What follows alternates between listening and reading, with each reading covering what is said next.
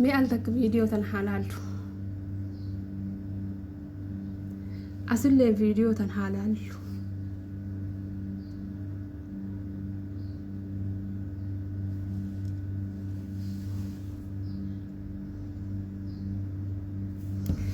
إيجا هنجا إجان فيديو لالا قرانا لكي فدا obboleettiin teenya asitti abusuudaa miicitee akkasitti harka isiitiin rigdee goysitee ergasanii zayita keessaa baasti. Asitti immoo tuyyuu akkanumatti kumtaaluma keessaa naqamee zayitiin abusuudhaan maashinatti kumtaaluma keessaa qicamee akka bahu kan godhamudha jechuudha. Viidiyoo kanarra jechuudha. Jarri kun garagara gatiin namichi kun ittiin gurguru hedduu guddiidha. Gatiin damootuyyuu isiin akkana qulqulleessitee keessaa cuunfitee miicitee gogsitee itti cimmaaqii gootee zayita kana gartanii keessaa baastee abusuudaa keessaa gurgurtuun hedduu rakasa. Maal kana bichaadha kwaalitiin filannoon abusuudaa isii adda ani irraa litiriidhaan fuudhee irraa fayyadamaa ture jechuudha.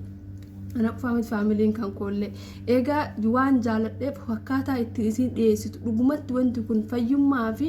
dhugumatti kana barbaachisa kan jedhu akkasuma warroota farmaasii keessa hojjetan yookaan sedeliyaa keessa hojjetan kan biyya ormaatittis mana dawaa mana qorichaa hojjetan akkasuma biyya keessattis mana qorichaa raabsaa qorichaa garagaraa keessa hojjetan isin fayyada waan ta'eefin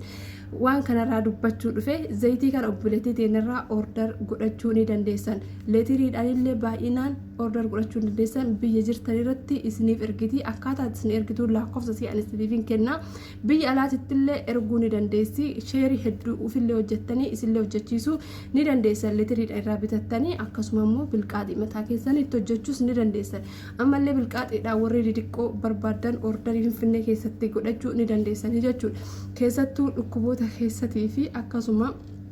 saayinasiidhaaf hedduu isin fayyada biyyoota arabaa garagaraaf irrattis yoo kan fiddanii warroonni keessattuu dawaalee garagaraa gurgurtan hojjettan biizines akkasii keessa jirtan hedduu obboleettii teennallee ni qarqaartan ofillee ni fayyadan namallee ni fayyadan akkaataan isiin itti zayita kana qopheessitu hedduu na dinqisiise hedduu natti tole zayitni kun odoo qaalii fedhe yookaan wuddii fedhe ta'eeyyuu akka fayyadamuuf na dhiibe jechuudhaan nama jalqabaaf akkatti qulqulleessee hojjetu anis margee dhugaa dubbachuuf tana bichaa miti viidiyoolee hedduu fi suuraalee hedduu akkaataa hojjettu guutuu irraa qoradheetiin jira kanaaf anillee immoo akkaataa hojii isii jaalladhee hedduu natti toltee dubartii cimtuu fi dubartii jabduu oromoo ta'uu isii wajjin haa qarqaarru kan jedhuun isiniin gahuu dhufee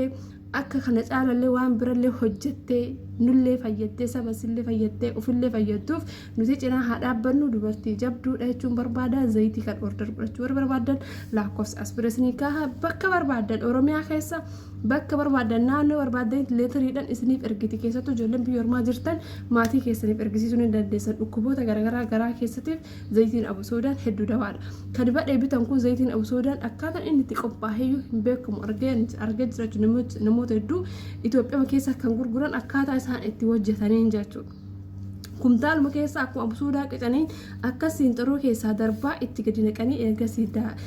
cammaqanii yooma san namatti gurguranii jechuudha. Isiin garuu miicitee qulqulleessitee aftee ergasii goysitee ergasii fiddee wallaahi haala ajaa'ibaatiin keessattuu abusuudaa filatamaa jechuudha. Abusuudaa gosa filatamaa soixxee bitteet kan isii hojjechuu jirtu hojii gaarii isii kan anillee cinaa haa dhaabbadhu jedheetiin gara keessa dhufee obboleewwan tiyyaa lakkoofsa bilbilaa isii isiniif kennaa akkasuma kan viidiyoo kanarratti barraa'e qabachuudhaan bilbiluuf ni dandeessan keessattuu warri mana qorichaa aadaa oromiyaa garagaraa keessa hojjettan itti fayyadamaa irraa fudhaa isinlee hojjechiisa ofillee hojjedhaa saba keessanillee waan fayya qabeessa kanaan akka fayyadan abdii guddaa qaba lakkoofsi duwwaa 944 12 22 13 firii kooliidha kun koolii kan fayyadamtu mootu duwwaa 913 koolii daayirektii bilbiluu fi ni dandeessan lakkoofsa lamaan kanaanii jechuudha. Egaa obboleewwan tiyyaa waan keerii waan toltuu waan gaggaarii lammii kennas fayyadu fayya qabeessa akkana kanarratti sappoortii olaa goonuu jechuudha viidiyoo kanas ni qabee dhufe wassalaamu alaikum.